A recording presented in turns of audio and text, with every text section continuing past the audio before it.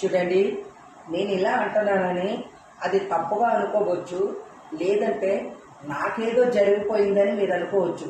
నాకు అటువంటి సమస్య లేదు, ప్రాబ్లమ్స్ లేదు, హ్యాపీగా ఉంటాను. కాకపోతే ఇది వీడియో రూపంగా నేను తెలియజేయాలని చేస్తున్నాను.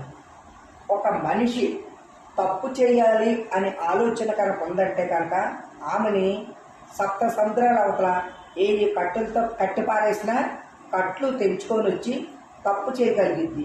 కానీ ఇతడే నా భర్త అని ఒక్కసారి నమ్మిందంటే కనుక ఎంతటి మహారాజు వచ్చినా కూడా కళ్ళెత్తి కూడా చూడదు.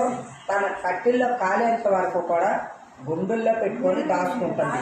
అతను దగ్గరలో ఉంటే అతనితో కాపురం చేస్తుంది, లేదంటే అతని జ్ఞాపకాలతోనైనా కాపురం చేస్తుంది.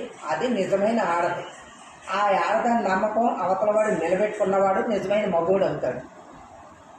మరి మీరేమంటారు?